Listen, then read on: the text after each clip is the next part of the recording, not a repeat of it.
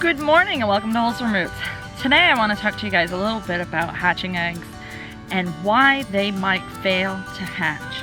There are some pretty obvious things that come into mind about why hatching eggs would fail to hatch. The first would be operator error. By operator error, I mean that the person incubating the eggs didn't have the correct information to make sure that they had everything set correctly.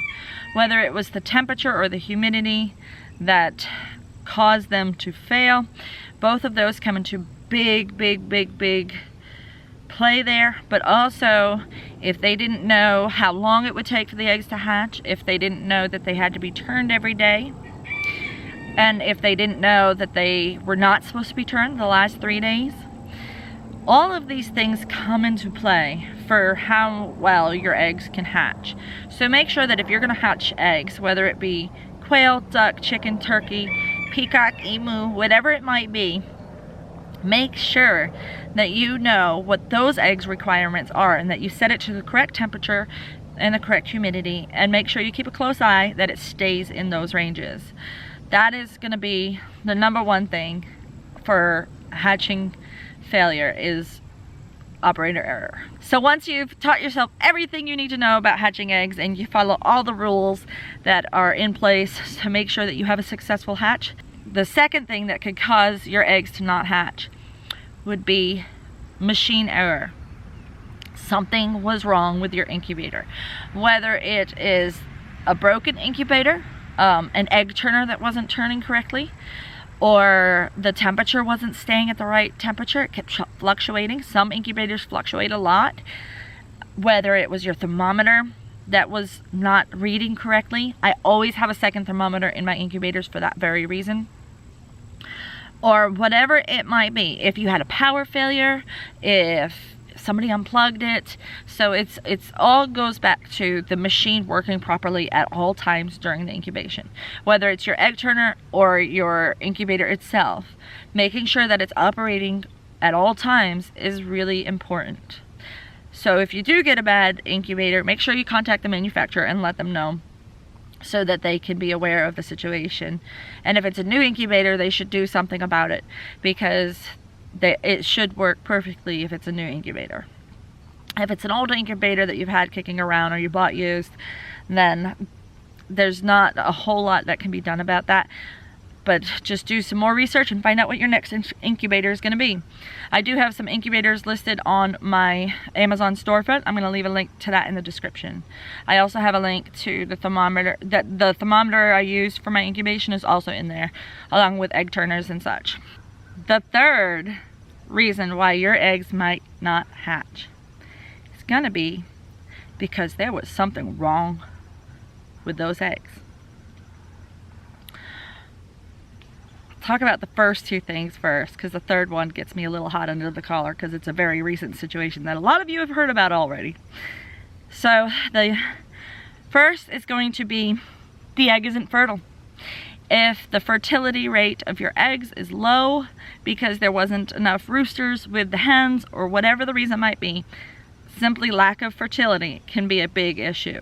So for that reason, it's good to kindle your eggs. Anywhere from 3 to 8 days is going to be good depending on the species. So when you kindle them at that point, you should be seeing veining, and you'll know if it's a fertile egg that's going to go all the way to maturity, more than likely. The other reason why the eggs may have low fertility is not necessarily due to the rooster, but due to the age of the egg. If the eggs sat around too long before going into the incubator, or were stored at the improper temperature, then they could end up being infertile. If you're saving up eggs to hatch, make sure you rotate them every day. Just roll them from one side to the other. Simple as that. So roll them to the left one day, roll them to the right the next day. That will keep the yolk from settling onto the edge of the membrane.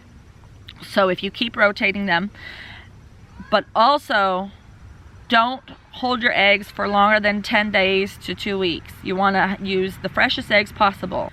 So making sure that your eggs are fertile from a rooster and fertile because they're not too old. are 2 of the 3 ways that you can help. The third is one that hits really close to home because it's something that I experienced just this week. So as many of you know, I was hatching out 100 quail eggs. I received 40 quail eggs from a fine hatchery called AJ Farms. If you are looking for jumbo meat maker or Fab Fay, I was pronouncing it wrong before, it's not Fab Fee, Fab Fay, then that's the fairy quail, by the way. They're rare and they're really cool. They are the ones to go to. Don't look around shopping at anywhere else because AJ Farms has the highest quality eggs I have ever seen. And I'm very happy with the success rate of that hatch because they were shiny, clean, beautiful eggs that were packaged immaculately. And I was so happy with that. But if your eggs arrive from a hatchery in the mail, mailing does reduce the amount of fertility, the amount of incubation, but not by a lot.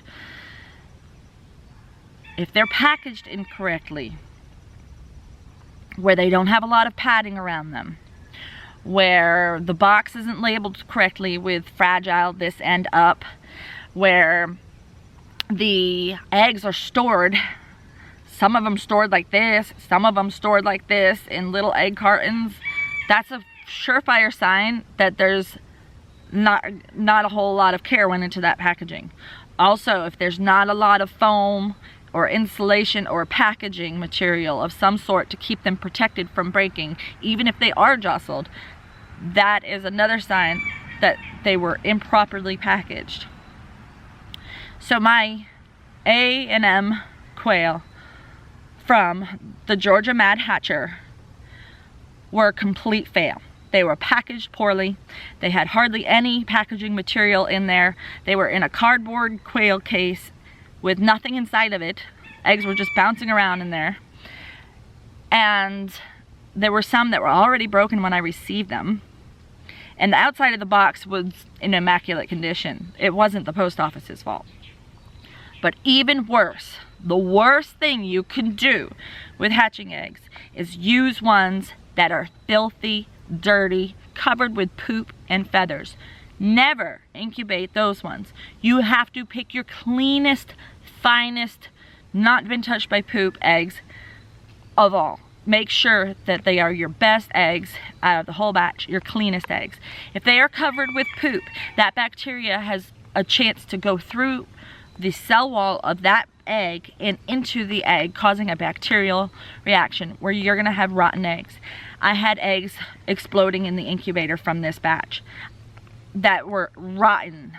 I have hatched all the way to the end and let it stay past hatching to make sure that everybody that was left over were gonna hatch. And I never had an egg break, except for one time with duck eggs. And you know why? Because duck eggs don't come in clean. Duck eggs always are dirty. So that is the only other time I've ever had an egg explode in the incubator. And I had 2, 3 do that in this batch from this hatchery.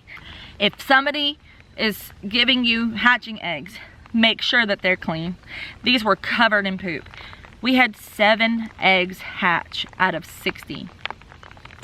That is a prime example of why, and you know what? Not one of the eggs that had poop on them were ones that hatched. It was the couple that were actually clean that were the ones that hatched. So I know for a fact that was the problem with this hatch. So remember those 3 reasons: operator error, mechanical error, and your eggs weren't in the right condition to begin with. So thank you guys for watching. It's starting to rain on me, so I am gonna end this kind of quick. Please like, share, comment down below, subscribe if you haven't already, and we'll see you next time on Wholesome Roots.